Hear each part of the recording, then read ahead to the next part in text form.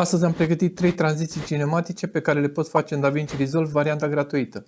Vorbim despre tranziții cu adevărat intense, care au un impact mult mai puternic asupra clipurilor tale. Dar dacă vrei să mergi pe varianta rapidă să economisești timp, am pus un link în descriere de unde poți descărca un pachet cu 22 de tranziții gata făcute și super ușor de folosit. Din pagina Edit, mergi la Effects, trage un adjustment clip în timeline și fă-l de 10 cadre. Plasează-l lângă tăietură, selectează-l, ține apăsat tasta Alt și trage-l pentru a-l duplica, pentru a pune copia lângă primul clip. Selectează primul clip, click dreapta, Open in Fusion Page. Selectează Media In 1, apasă Shift plus Space, caută Transform și adaugă-l. Pune cursorul la începutul clipului și setează un keyframe pentru zoom. Acum mută cursorul la sfârșitul clipului și setează zoom-ul la aproximativ 1,8. În secțiunea Animation, crește Motion Blur la 1. Mergi sus la Spline, bifează Transform, apasă Zoom to Fit, selectează toate punctele și apasă tasta S. Revin în pagina Edit, selectează al doilea Adjustment Clip, mergi din nou în Fusion, selectează Media In 1, apasă Shift plus Space, caută Transform și adaugă-l. Pune cursorul la începutul clipului, setează un keyframe pentru zoom și micșorează valoarea la 0,7. Mută cursorul la final și setează 1 la zoom. Crește Motion Blur la 1, apoi mergi la Advanced Option și setează Edge Behavior pe Reflect. Acum mergi în Spline, activează Transform, apasă Zoom to Fit, selectează toate punctele și apasă tasta S.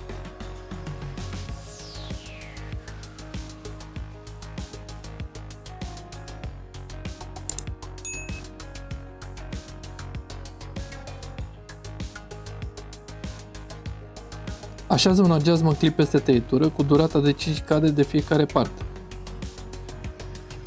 Intră în Fusion Page, selectează Media In 1, apasă Shift plus Space, caută Invert Color și adaugă-l.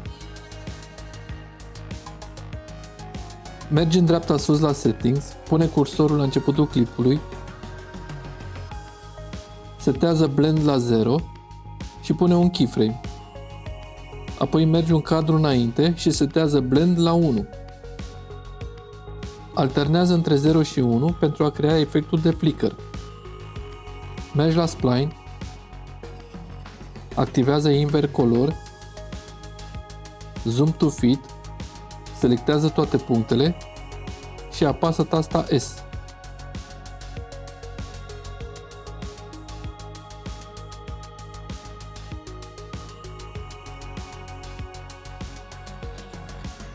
Creează un adjustment clip de 10 cadre și pune-l peste punctul de tăiere, 5 în fiecare parte.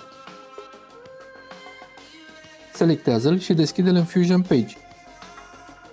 Selectează Media In 1, apasă Shift plus Space, caută Displace și adaugă-l.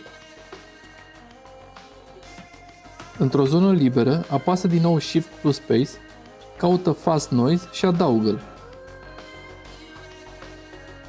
Conectează ieșirea Fast Noise la Displace, apoi apasă cerculețul mic pentru a activa vizualizarea.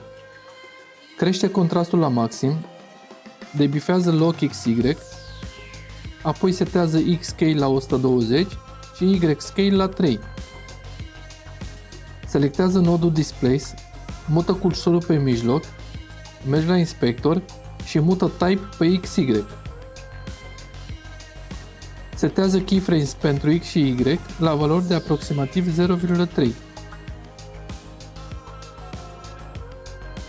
Mergi la începutul clipului, setează valorile X și Y la 0, iar pentru finalul clipului faci la fel. Mergi la Spline, activează Displace, Zoom to Fit, selectează toate punctele și apasă tasta S.